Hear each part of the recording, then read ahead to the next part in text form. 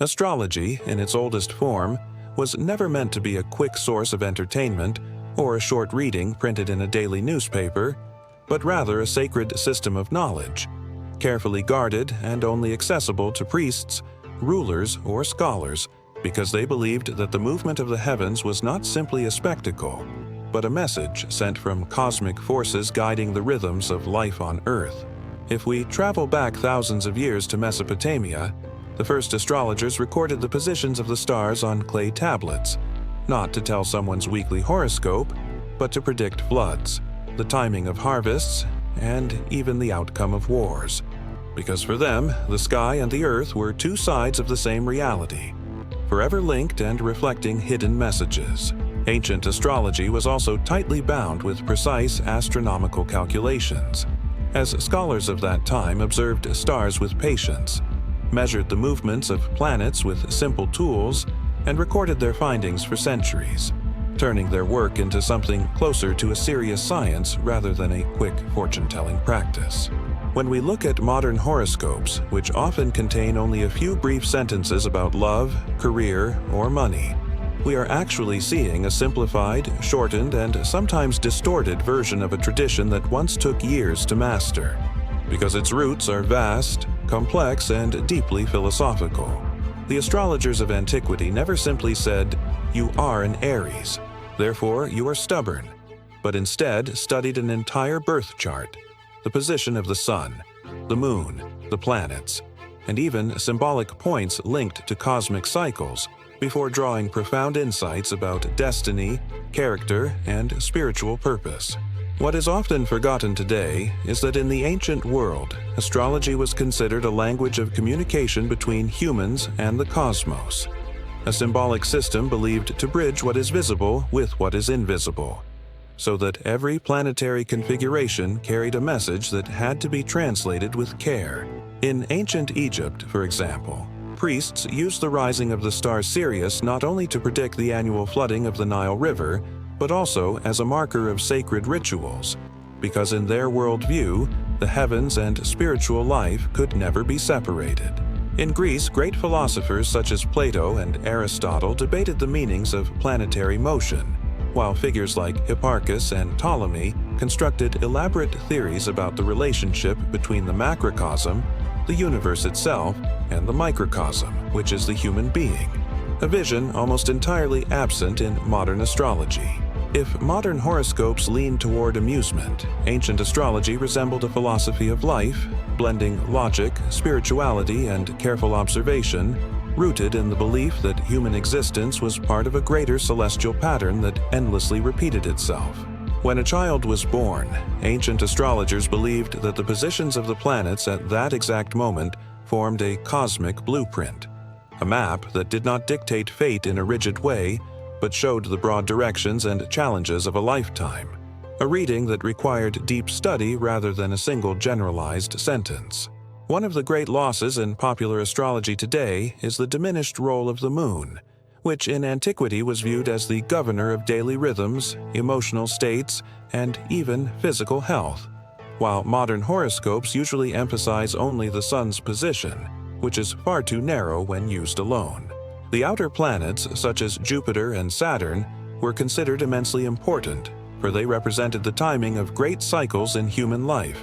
markers of eras, and even catalysts of historical change, a perspective that extends far beyond the weekly predictions of modern astrology columns. The kings of Babylon would not begin a campaign without consulting their court astrologers, convinced that victory or defeat could be read in certain constellations, a reminder of how deeply astrology once shaped political and social decisions at the highest level. In India, the system of Jyotish, or Vedic astrology, developed into an extraordinarily complex tradition,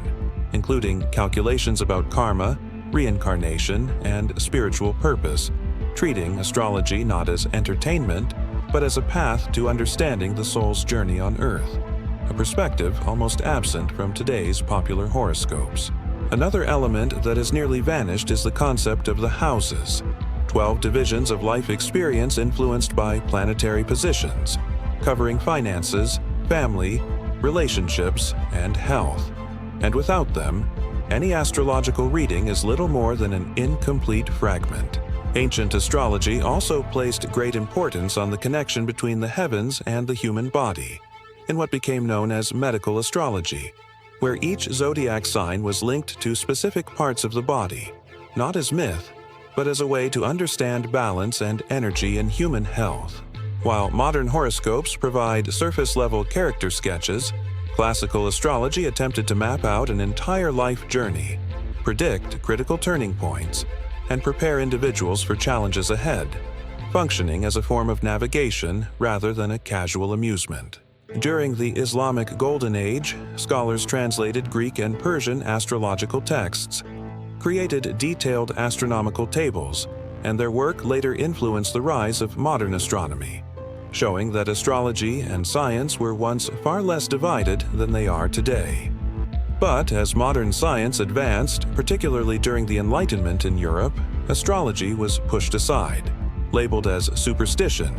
even though historical records show how central it once was to education, medicine, and governance. What survived into modern times is only a simplified shell of that older system, reduced into short columns for mass readership,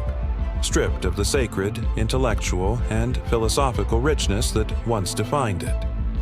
Yet today, a new revival is taking place, especially in the West, where more people seek classical astrology, study detailed birth charts, and rediscover the wisdom that had long been forgotten. When we compare ancient and modern astrology, the contrast is striking.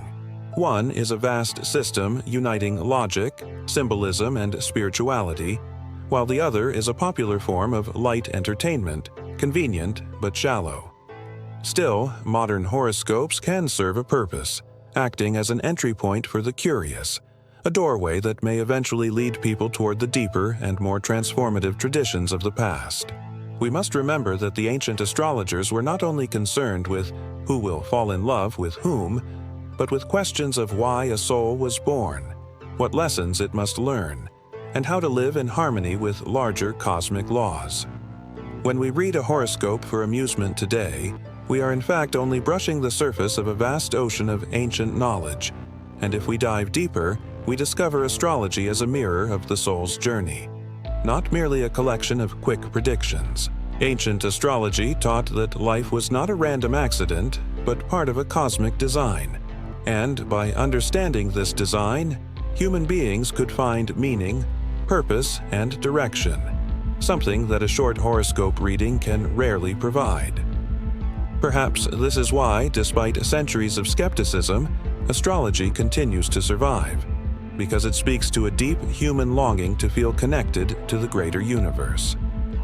What the ancients knew, and what modern horoscopes often forget, is that astrology is not just a game of prediction,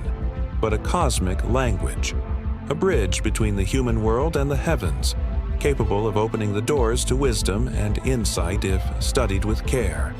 And in the end, if we truly want to understand astrology, we must return to the footsteps of those early scholars, learning to see the stars not only as points of light in the night sky, but as timeless messages guiding the journey of humanity on Earth.